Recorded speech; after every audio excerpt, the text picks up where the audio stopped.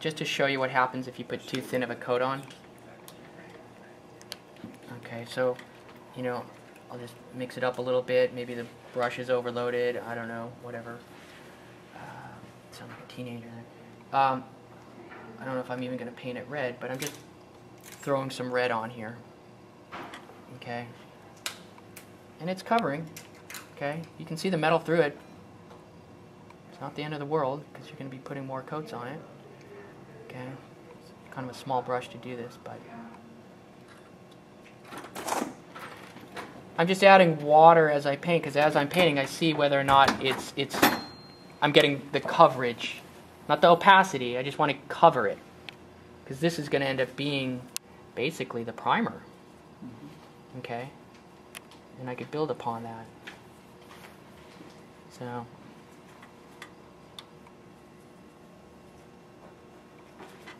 I don't know if I was going to paint it red. I think I was going to paint it green. Anyway. That's like line steering is airbrush figures with Okay, so there's. You guys can hold this. I don't care if you rub stuff off on it. In fact, go ahead and rub it off, and you'll see what I mean. So that's. So it hasn't dried yet. It'll be dry within less than a minute.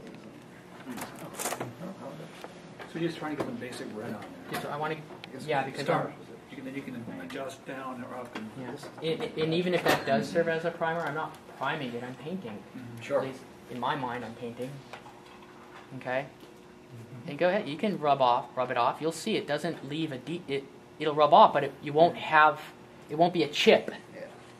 Right. The chip is my nightmare. Sure. Okay.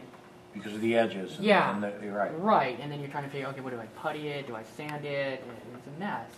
And with priming, if something isn't right, you have to me it's a mess. So then, yeah, okay, I rub it off. Look, there's still some paint on it. Mm-hmm. Okay. Now, if I go back with the brush, yeah, I can lift more off, but I haven't left any chip. Okay, so I can just go back over that. Some of those areas that I just painted, there. How many? Not even a minute has gone by. Maybe a minute. Okay. So here, the side on the right. This is the second coat. The one in the middle, I wiped off. Mm-hmm. So, are you necessarily getting the? Is this really labor intensive? Not really.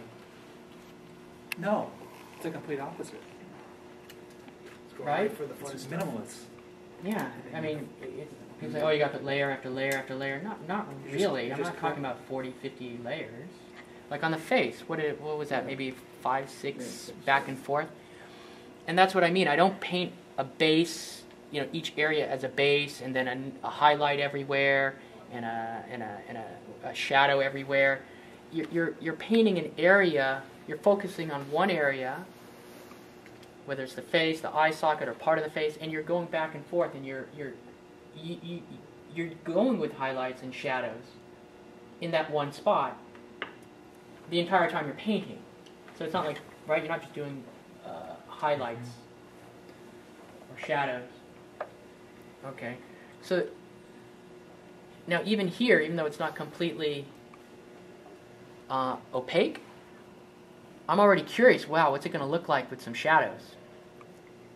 Okay, so there's some color theory there. I'm going to use a little green. I'm kind of scattered, but the way I've learned or I've liked to paint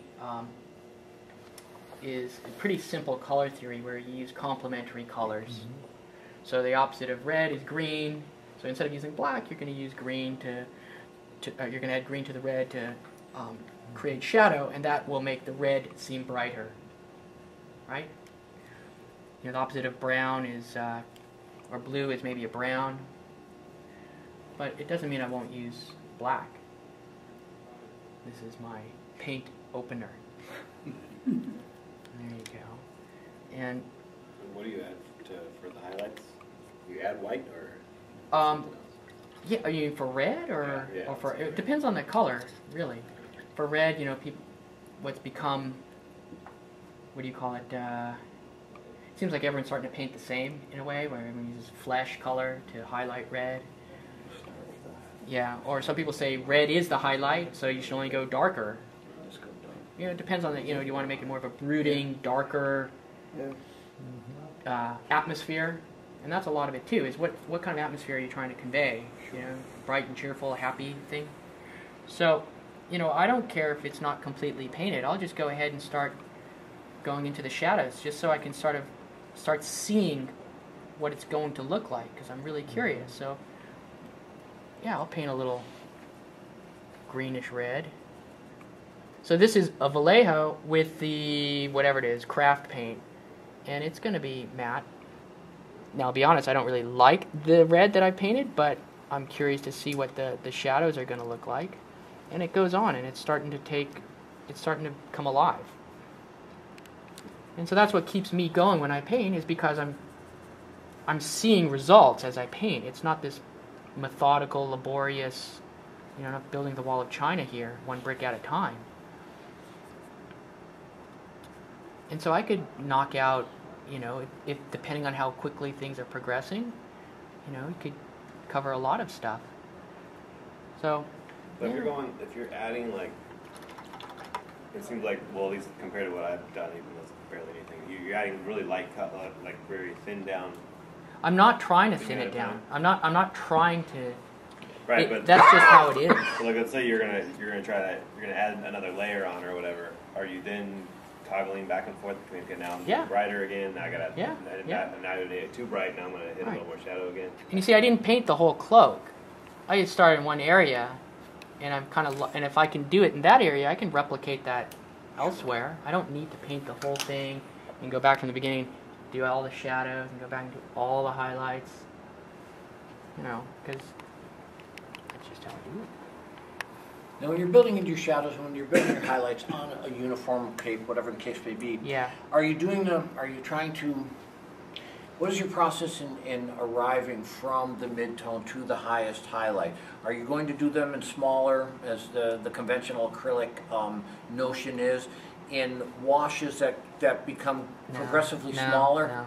Because I tend to think you don't, and I'm trying to kind of understand that. Yeah, figure out what your method is there. I paint it almost as though, I mean, right now I'm painting it as I think it would look, and it has to dry thoroughly, and then maybe a day later I'll come back and I'll add highlights after taking a break and looking at it and go, okay, yeah, that area needs a little bit higher, and I'll just paint right on that spot. And right, does that? Yeah, I follow. Yeah, I think I follow you. So this is starting to take on a little bit of life. And the other thing is, you know, it's important to look at the real world around you. So you see these curtains here. People think that the deepest recess of a fold is dark, but it's not. Right. Okay, and there's some little techniques that you see these masters apply that aren't really mysterious, but see this fold right here? This is the fold. The highest highlight is deep in that fold. It's the sides that are dark. Sure. So they're not, you just look at the real world. Don't convince your mind of something that isn't. And we've had this tendency, you have to shade the folds, you have to shade, you know, it should be dark, dark, dark. Not really. It's actually not. You see it right there. Sure. Okay, and if you do that here, it would really pop, and it will. So I'm going to make the sides.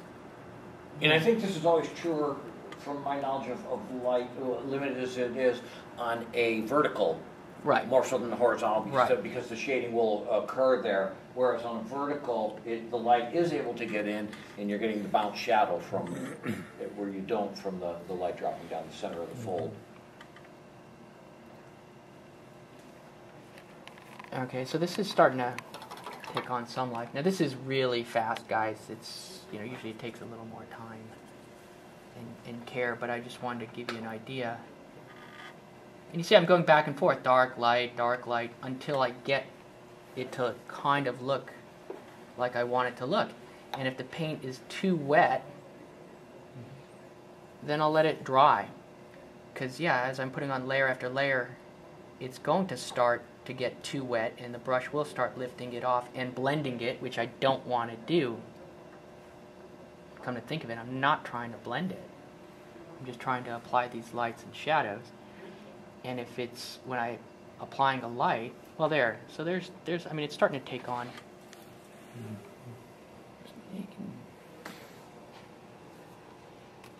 A little paint, a little red and brown, just to make it look.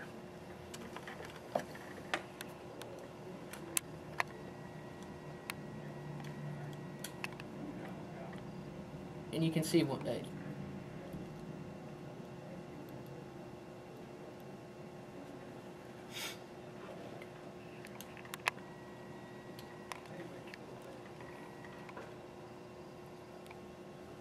and you can see where I'm talking about how the orbit, the fold there, I'm exaggerating that, and already it's starting to take on some life. So I painted the mustache this brown. I went over the, I delineated the orbit a little bit. I'm dragging it down from the hairline across the chin scales.